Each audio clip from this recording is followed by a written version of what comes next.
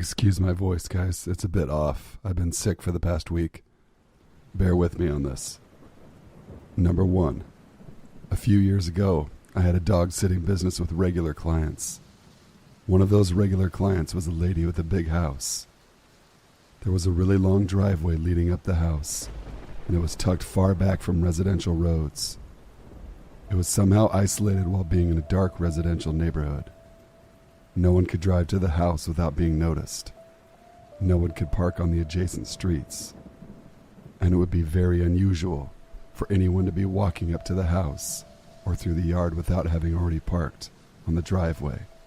The last time I house sat, everything began as usual. I fed the dogs, gave them various meds, and played with them for a while watching movies. Best job ever. Eventually I got sleepy and went to bed in the master bedroom. This room has huge, beautiful windows with a view of the driveway, the only normal access point. That's what I like about the room. After browsing on my phone in bed, I turned everything off and was trying to go to sleep.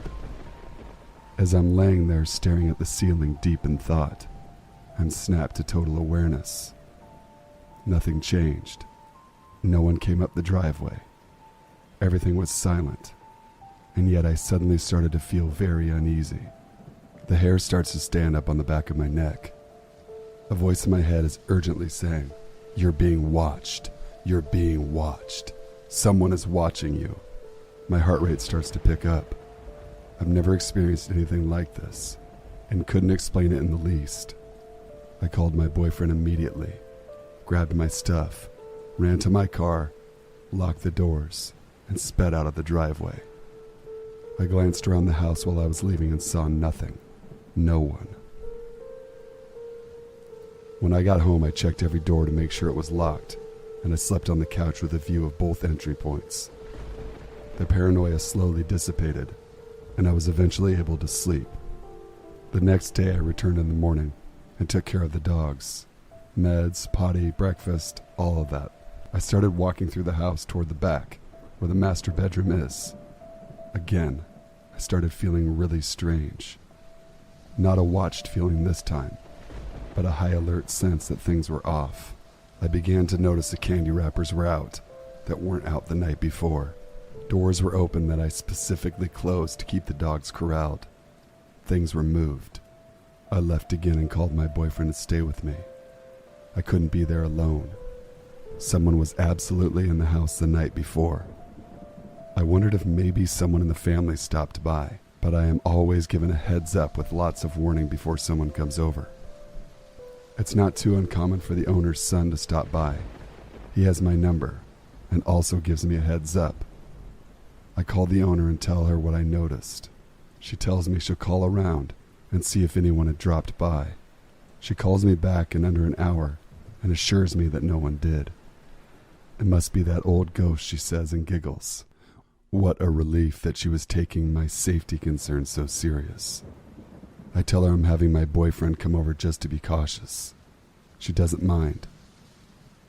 A few hours later, me and my boyfriend get to the house. He checks the downstairs. Absolutely never am I to go upstairs.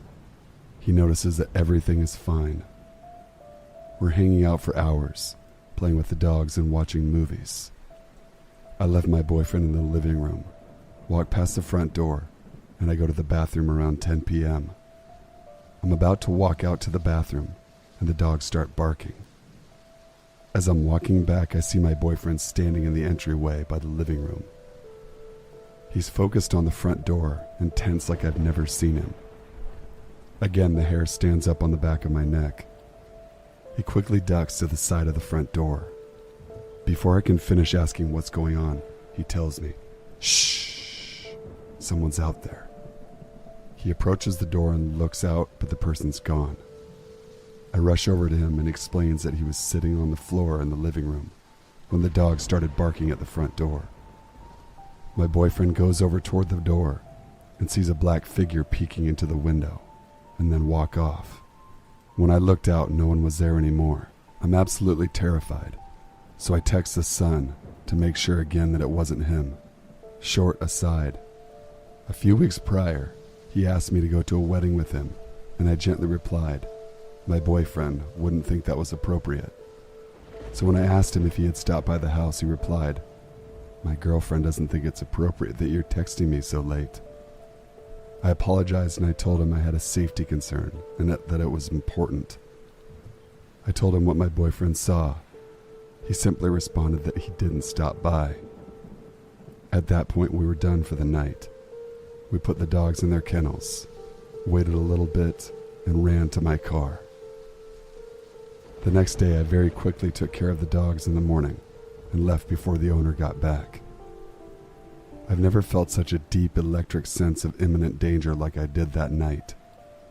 That was just too much.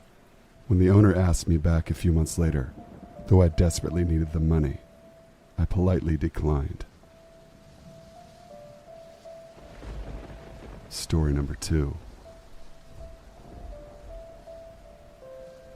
I met a guy on Tinder, and we really started to hit it off. We've been chatting for a few weeks, and even discovered we had a few mutual friends. I was pretty intoxicated one night, was feeling very social, and decided to call an Uber to his place. Once I got there, we talked outside for a while, and ended up vibing even better in person. I opened up to him about my health problems, and he opened up to me about his older sister, who had passed away from a similar condition to mine. I was curious about his sister, but I definitely wasn't going to pry. We walked into his house and it smelled like 1,000 dead rats were rotting under the floorboard. I was still pretty drunk, so I tried to forgive it because, hey, sometimes animals die under a house or on the walls, and there's nothing you can really do about it. I started to look around, and the whole house looks like a cluttered storage unit. He takes me to his room, which is seemingly normal, kind of feminine, but that's cool, and we hook up. I ended up falling asleep there and woke up around 10 a.m. to the stench of death. I opened my eyes, feeling very sober, and start to look around the room. I noticed that only girls' clothes were hung in his closet. I start to assume I have possibly been cheated with. Then I see a giant black binder on his nightstand. When he woke up, I decided to jokingly ask him, "What's in that giant binder?" Turns out it was every single episode of Golden Girls printed out. He said he read it at work, and it's the only show he'll ever watch. I asked him what he did for work, and he dodged the question. I sat up and looked at the pillow I'd been cozily sleeping on. It had no pillowcase. It was covered in what looked like old blood. It looked like the blood had been coughed onto it.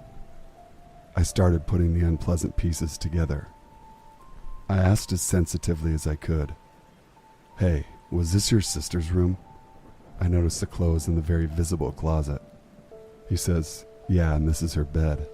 I haven't changed or washed anything. It makes me feel better to be in her bed. This is where I held her when she died, and you remind me a lot of her. I really like you." And then casually tried to hook up with me, like he didn't just drop unsettling news. I felt immensely sorry for him, but needed to get out of there. I made some excuse and left. I decided to not entirely ghost him because of how bad I felt for him. He was clearly dealing with some dark shit. We kept in contact for a few weeks until I went on my Find My Friends app and noticed that he had clearly taken my phone while I was asleep that night and shared my location with himself. I called him and went off. This was not the first rodeo with a stalker type, and I was not dealing with it. He told me he couldn't believe I thought he would do that I'm being a really terrible person by dumping him because his cat had recently died. I blocked him. After he said that about his cat, combined with his tendency to hold on to things, it really makes me wonder what that smell actually was. Let's hope not. And though I hope you get help, let's not meet again. Edit. I found out from a mutual friend that his sister had passed away around 10 years prior to this event. Story number 3. This story begins with a plain evening scrolling through Tinder and swiping right on people I found interesting or cute. One of the matches I got started immediately talking to me. This person was fairly good looking, and I mean he seemed normal at first. He happened to go to the same university as I did. He was an engineering student, and I was a designer student, and we had the same campus. We hadn't met before. We were talking a lot that evening. I was bored, so I had time to talk with him.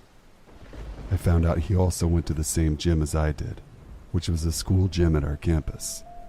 I was surprised I didn't recognize him, since the gym was small, and usually you start recognizing people there. The next day he messaged me, and I didn't notice the message right away. So he had messaged me twice during 2 hours. I didn't think much of this at the time, but now I realize they were the first signs of him being a bit pushy. Well, you'll understand later. I just thought that maybe he was a bit too excited to talk to me. The day was a bit busy for me, so I couldn't message him as actively as the day before. He seemed a bit bummed about that, but I thought everything was still fine. Some days went by. Suddenly I get a message from him complimenting my ass at the gym. First of all, I didn't see him at the gym, or maybe I didn't recognize him. Obviously I was a bit weirded out by this, and I really didn't know what to say. For him, my replies didn't seem good enough, because I didn't like his message.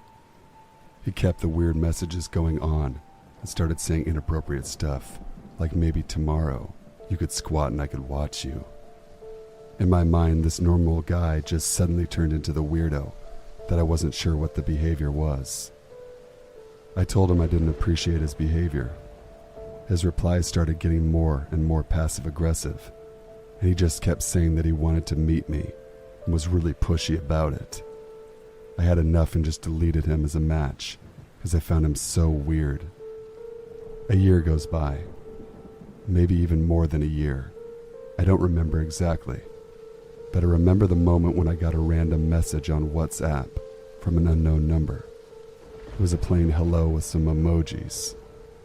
I replied to the person asking who it was. Said his name, but at first I didn't realize that this person was the same creepy guy from over a year ago on Tinder. I asked him where he got my number, and he claimed that I'd shared my number with him on Tinder. Like what? I don't share my phone number that easily, so no way. I stopped replying to him because I also recognized him from his profile picture, and I realized that this guy was a creep talking to me over a year ago. I screenshotted the conversation and creep's photo to my friends, basically shared my feelings on how weirded out I was. Well, it went even creepier. One of my friends in the group conversation is a rape victim. She recognized the person. The creepy dude from Tinder was the one who raped her, and now he was talking to me. So in conclusion, my good friend's rapist searched my number, tried to lie about the way he got it, and was talking to me after being rejected a year ago. I was so scared and creeped out by this that I told my father. I gave his number to my father and basically haven't heard from this creep ever again. I think my dad told him to back off, but I'm not sure how and in what way he did. I don't care. I'm just glad a fucking creepy rapist isn't trying to approach me anymore. I switched gyms after this incident and also happened to graduate. Thank God. I'm not sure I would recognize him on the street or in person at all. I'm just so glad I never met him. So yeah, anything can happen. You could match your friend's rapist one day. Everyone be careful. Thanks for sticking with me through this video. I know my voice is not up to par and may not be very pleasant, but I still wanted to get a video uploaded this week for you guys. Please be sure to leave a like, comment, share, and subscribe for more content. Until we meet again, stay sinful.